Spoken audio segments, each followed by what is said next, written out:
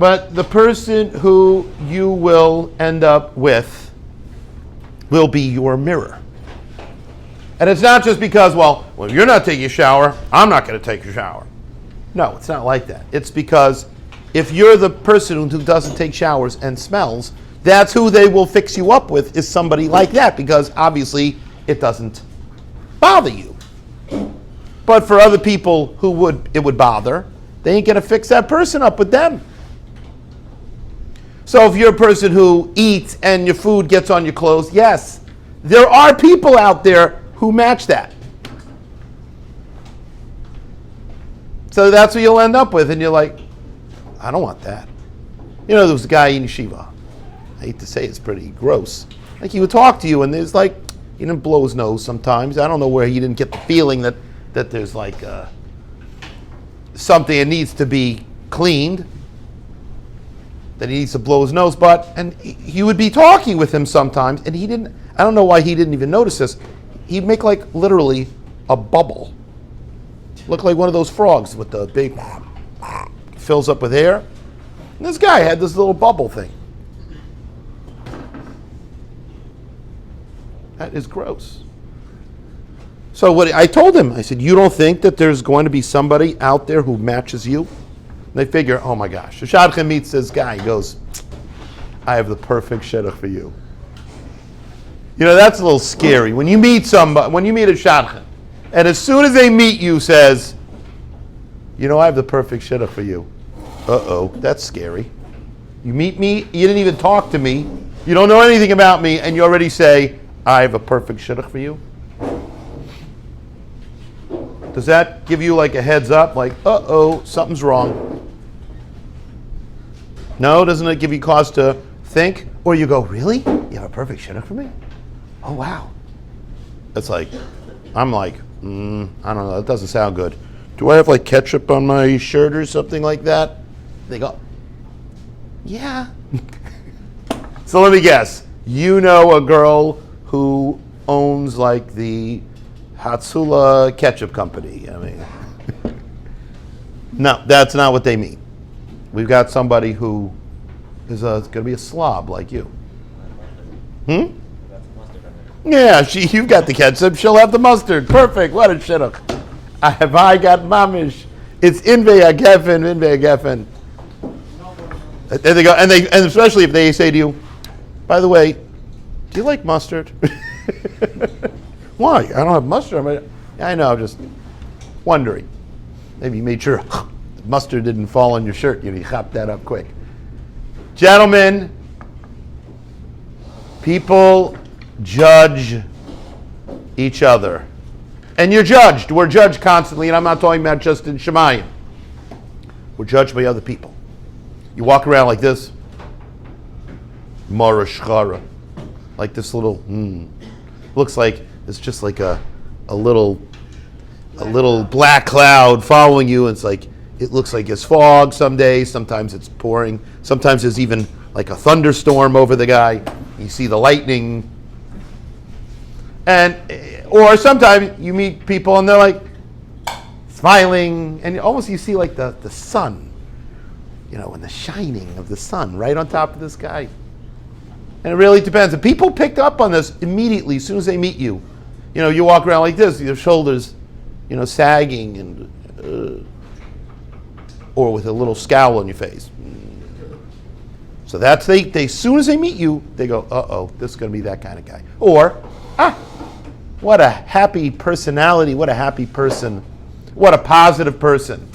They could see it immediately. Now, that's from what you look like. How about when you have something on your clothes, or you know, your shoes are not tied, or your shirt is buttoned and you're off by one button? That's like a real winner. Or, I mean, we could keep going. How about, you know, like the person's not tucked in, the tzitzis are hanging out in the back, and the tucked in the front but not in the back, but whatever it is, there's so many different things. They are signs. It's a sign that you're carrying about yourself. Have pride in yourself. You need to have pride, how you look, how you sound. Pride about yourself. Pride about your accomplishments. A person who feels accomplished walks differently. They walk standing straight. They walk with a little, I don't want to say a smirk, but definitely some kind of a look on their face like, yeah, that's me. Yeah, that's right. You met me. You're lucky. Lucky you got to meet me. That's right. That's when you walk around. People, and by the way, in how you treat others, that's huge. So if you just like walk around, it's about yourself. Wow, what a selfish guy. I have a great shidduch for you. Obviously, she's going to be very into herself. And boy, that's going to be the makings of a really great fight every day. Now, I'm not sure why people make those kind of shidduchim. They meet a guy who's really selfish. They go, I've got a perfect idea. I got a real selfish girl. I mean, that's like, I'm not sure what that's about. Maybe they think that together they'll be very selfish together. Who knows? It should be, but nobody wants to marry a selfish person. I mean, maybe you want to marry somebody who's selfish, but the rest of the world doesn't want to do that. So there's only one selfish person out there for you, because the rest of the people don't want that. So you have to work on being a caring, friendly. When you're friendly, you're really caring about somebody else. You're reaching out to that person. You're not like being selfish. I don't care who you are. So you're caring about somebody else. All these are signs about yourself.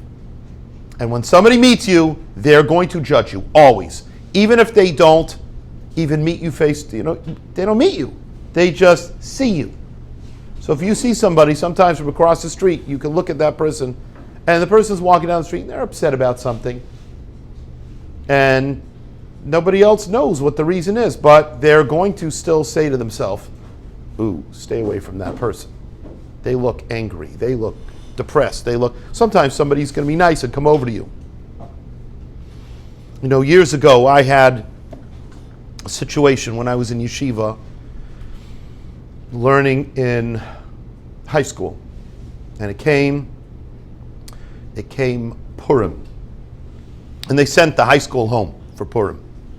So I found out how much the train was going to cost to go home. And I found out, that was a little bit expensive. So then I found out how much the bus was, and it was a little less expensive. So I figured I'm going to take the bus. So I took out they have a gemach in the yeshiva. Basically, you put in money, you take out your money. So it's not really a gemach, it's really your bank. You put in money, you can take out money. You can't borrow money. They ain't giving you money. So with good reason, because most guys would say, I don't have it, and they ain't paying it back.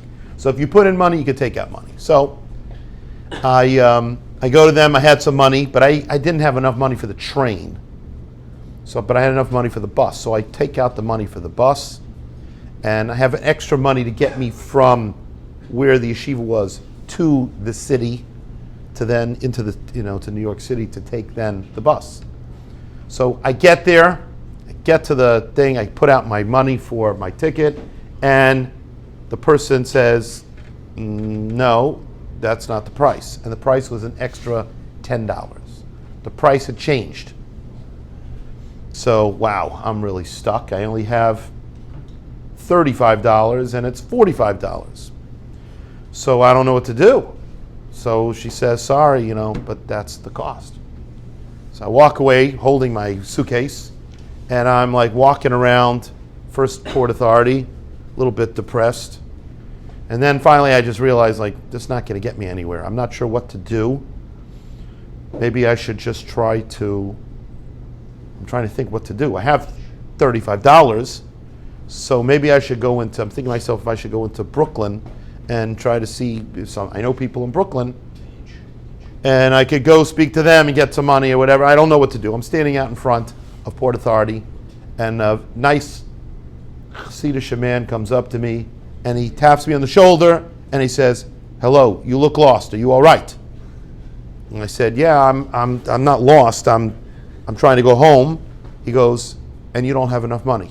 I said, yeah, I'm like $10 short. They changed the price of the ticket. So he says, okay. Takes out his wallet, gives me $20. And I said, no, it's only $10. He goes, no, take 20. You don't know what the story is. You don't know if you'll need a couple dollars extra. You know, if you get stuck when you get off the bus and you need some money for something. You got to take a taxi or whatever. Here you've got at least $10. So you don't travel without any money. Here you got an extra $10. So I said, I can't take your money. I got to pay you back. So he goes, yeah, of course you got to pay me back. He says, so I said, can I get your address? So he goes, yeah, sure, I'll give you my address. I'll give you my telephone number. Yeah, of course, you pay me back as soon as you come back into New York or as soon as you get home, you put the money inside of you. First you'll call me and we'll arrange how you'll send it to me. So I get home and I tell my mother, wow, I didn't have enough money, and I tell her the whole story, and this guy gave me $20. She goes, well, let's call him right now. Let's thank him, and let's ask him how we should send the money, how we should pay him. So we call him up, and somebody answers the phone in Spanish. He changed the number. No, he didn't change the number. He made up a number because he didn't want me to pay him back. But he wanted me to feel good that I should take the money and not like fight with him. Like, no, I'm not giving you my number. Sure, here's my number. I made up some crazy number, some random number. I called the number. You know what I mean? Buenos dias. So I was like, oh, I must have dialed the number wrong. Dialed it again. You know, they go, you? I don't know. So I realized, that was a good one.